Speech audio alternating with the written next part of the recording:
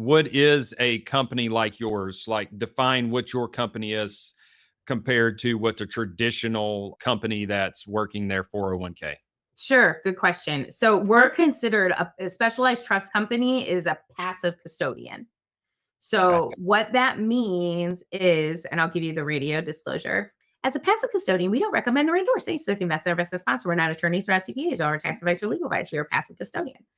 Is that your first time to do that? No. Yes, totally. But no, I say that because over here in like financial advisory world, they have what's called a fiduciary responsibility, where if you call one firm or another, they're pushing their own agenda on you. Like they're recommending and pushing stuff, whether you want it or not. Where here, we don't recommend or endorse specific investments or investment sponsors. We're part of a team. So that's where when they know what they can do, they can work with folks just like you, Chris, and invest their money in deals because you're an expert. I mean, you've invested so much into yourself and into your company to learn how to do it the right way. Right. That's kind of the stringing it all the pieces of the puzzle together. It's a financial team. It's just like for you entrepreneurs out there. If you ever read Traction by Gino Wickman, you get the right butts in the right seats. Right. It's the same thing with your financial team. You want to make sure that you're all synergistic, you're speaking the same language, same mindset. So give me more detail about the IRA, the Roth IRA, the solo IRA, and how that looks as far as, I mean, can I just dump my whole paycheck into there? You touched on it just for a second. Yeah. How much can I contribute? And then I know some of them are tax deferred and some of them you pay the taxes up front and then you actually get to keep your earnings tax free as well in certain ones. So break it down for me. Sure. So there's two types of tax environments. Tax deferred, which just means kick the can down the road. When you take that money out at 59 and a half, you pay taxes on it. Okay. That is your traditional IRA, simple, and there's part of a 401k that's tax deferred. Okay. So if you have an old 401k or a TSP 457, those are tax deferred. You can move right into that here. And here it's self-directed. So you can invest in what you want. Now let's talk about something called ROTH. Roth. Okay. This is, you got to say this with me because it's fun. Say tax free. Tax free. That's a smile, right? You can't do That's right.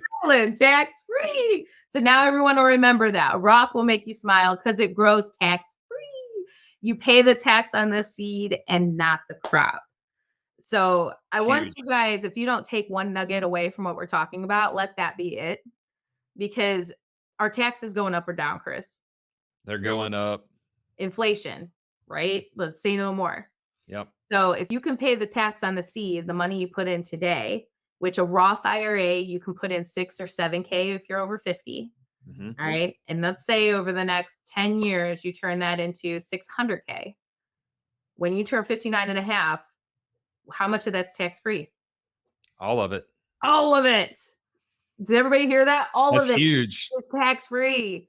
And when you hear some of these numbers, and I'm not talking stock market numbers, talking about real estate, commercial, because that's where if you look at any portfolio, if you're, a nerd, you get a lot of books on your shelves like I do. Every portfolio out there has a huge stable in real estate. Why? Why is that? Because it's foundational. Yeah. It's a tax haven. Yes, there's a lot of deductions there, but it's tangible, it's secured, it's insured. That's one that's missed a lot. It appreciates and it cash flows. So when you're thinking of your financial future, look at it just like you're building a house. Do you build your house on a crappy foundation? Excuse my language. Sorry, guys. Absolutely not. No, you don't. So set it up right. Does every person on the planet need a place to live? Why, I believe that's called a basic need. So when you can take the basic need of every human being and make that a foundation in a tax-free account that will grow tax-free forever, think of that. Are you setting the right stage for your own financial future? Yes, absolutely. And I think this is where with self-direction, so many trust those others that have alphabets behind their names. Like they just don't trust themselves enough. Do you find this? Yes, most definitely. And it's because they fear what they don't know. Hmm. And it's not that you need to know every facet, you just need to know what tools get you there. And then find that professional on the other end, or I always say, who's the biggest nerd in the room? That's who I Right. want to, you know, you never Right. want to be that smart person in the room, right? Change rooms. Find who has already created the wheel and duplicate it. Say, hey, how can I invest with you? One of my other like cliche investor momisms, I always like to say, earn while you learn. Hmm. Because guess what? Everyone needs capital for a deal. So could you take that old 401k that isn't beating inflation? Because guys, you hear all these crazy inflation numbers out there. I want to draw this very straight line. If you are earning a couple percent more than what they're saying inflation is, and I say, because they don't say the truth, pad that even a couple numbers, you are going broke slowly. Yes. I just want to reiterate that. If you think that you have money in a savings account, I'm like, oh, well, my money's there. It's there because I can see numbers in my account. No, you are going broke slowly if your money is not working for you. And especially if you're not doing part of that in a tax sheltered account, you're knocking it down even further. Because if you have $1 million in a traditional IRA, Chris, versus a Mhm. Roth IRA, do you really have $1 million? Absolutely not. How much do you have? What do you think? A lot less It's like because of inflation. 600K-ish. Huh? Yeah, it's right around like 600K-ish for the average retiree. Jeez, that's crazy. Like, are you cool with Uncle Sam taking that big of a chunk of your retirement Absolutely account? not. That just took that devalued my time because I just traded my time for that money and it devalued it because it wasn't doing anything. It was sitting over here, not even treading water. I mean, that's awful when you think about $1 million shrunk down to about 600,000. No. And how far does that take you depending on your quality of life? Man, I remember back in the day, I used to think $40,000 was going to create my lifestyle of whatever I wanted to do. Mhm. And it is nowhere close to that. I probably spend that on self development each year. As you should. Invest Yeah. in yourself. That's sort of the wisest investment, right? Yeah. Sharpen the tools. But the types of tools that we're talking about, guys, it's just a matter of how simple was it to open your accounts? You Oh, open made the a phone account, call, yeah, you fund then it, you fund it in. contributed it. Yeah. Yeah, it's all electronic paperwork. We'll play 20 questions, like real tough ones, like your name as it appears on your driver's Right. license, tough Right. questions. But it really is that simple. And one of the, I will say, levels up that our team does, and like we've done this for like Chris and his family too, is show you how to work those accounts together because we're all here to, and we're investing for more than just ourselves or building up a company. It's usually our family, Yeah. We want to leave right? legacy.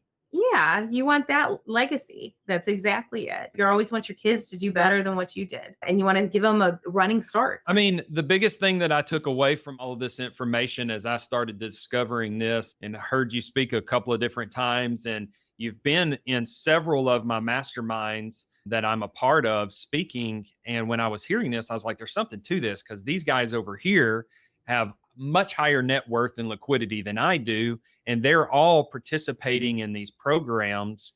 And the buying power that you have, it's like, okay, if I go out and I make $100 and then I have to give 25 or 35%, whatever that tax bracket is, away to someone before I even get to spend my $100, Mhm. then I just can't scale and grow as quick as if it's sitting in an account and it's not being taxed every time it earns something. When I heard about the Roth IRA, my mind was blown because I was like, holy shit, you're telling me that I can pay my taxes one time and then I can take that and I can invest it with someone that's in the real estate space. I'm giving my folks 10% return minimum. I've got some at 10% return. I've got some at 13, some at, I think one guy's a short little loan. And so I needed it quick and I was trying to build trust. I'm close to 20% return on that.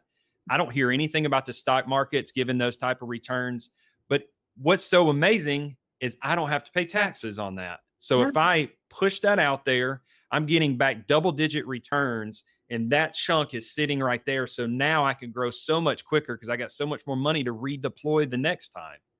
it just blew my mind. I was like, no wonder the rich get richer, because they understand the secrets that most normal, good, law-abiding citizens don't know, because we don't get taught this in school. We don't get it taught in college.